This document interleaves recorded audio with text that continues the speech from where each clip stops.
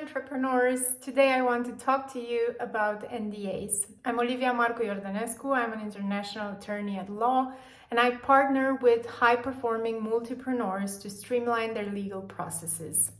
And today I want to talk to you about non-disclosure agreements or confidentiality agreements. You'll also find them under this title, right? So let's have a look. Here are four key questions, right? What is a confidentiality agreement? What should it cover? Second, why should we enter into it? I mean, what's the point in all that? Then when is the right moment to enter into an NDA? And finally, how do we do it? How do we tackle it? First things first. A confidentiality agreement is a unilateral contract whereby one party, called the disclosing party, discloses confidential information to a recipient. And typically, this disclosure is one-sided. That's why we say it's unilateral, but it can also be a mutual disclosure of confidential information. And why do we enter into such NDAs or confidentiality agreements is because we want to protect certain information that we regard as confidential, which we are about to disclose to our contracting party or partner. Right, and this brings me to the topic of when is the right moment, right?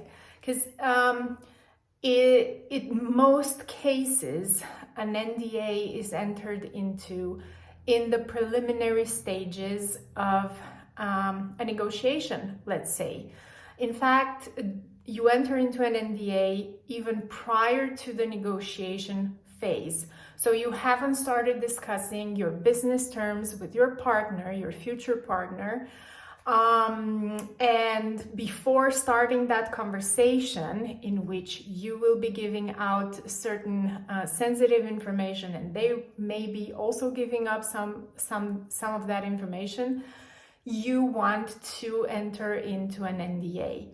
What's confidential information? Typically, you define that in the contract, and it covers anything from business secrets, know-how, intellectual property, information about your sales and marketing strategies, financial information,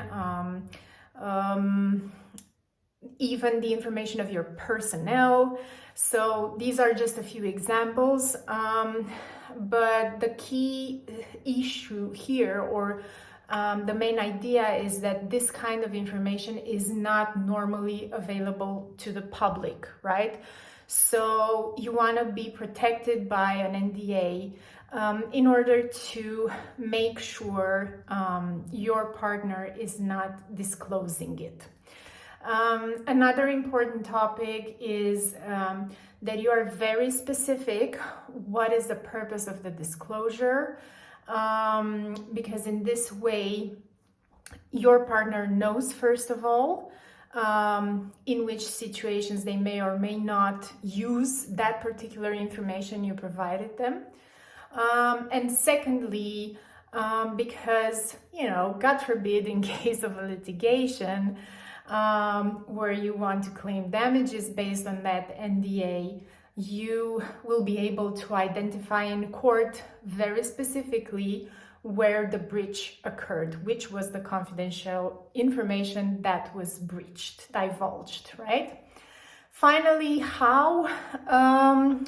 Enter into a non-disclosure agreement in a written form is not required for the validity of the contract. However, I always advise my clients to have it signed first electronically, but make sure you have an exchange of originals in the meantime. And that's it for today. Thank you for watching this. If you have any questions regarding this particular topic or any other legal questions, contact us at oliviaiordanescu.com, and make sure to book a free legal strategy session. Subscribe to the channel for more legal hacks, and I look forward to seeing you again. Bye!